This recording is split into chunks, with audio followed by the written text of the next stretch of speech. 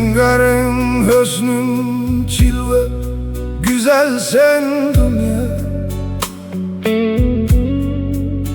Hiraman yürüyüşün eksi, pervasız sen dünya. Latapetin meskili, korlaştı mı közün dünya.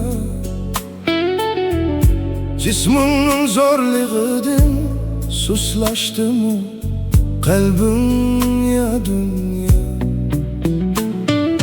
Kimler gamsiz, kimler dertsiz, eytqina dünya. Gülüp yürse gamsiz mi kim demsen ya dünya. Öksügen sulgun közlerini körmüsen ya dünya. Tepçigen yürek nalelerini sezmişsen hem dünya. Oyunların yolu bol sıçuk aşkı dünya. Bergende uçurup asmanda dünya. Alganda uruse yan başla bir yerge dünya. Tenkşeş özendin demsen ya dünya.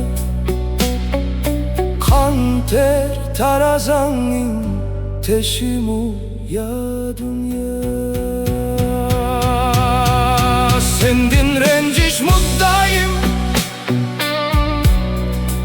emez dünya. Kısmetim bahari tapmak İstigim dünya. Köz yaşka huşum yok bilmen dünya. Kök böre nişan edin yanmaydı bilsen dünya.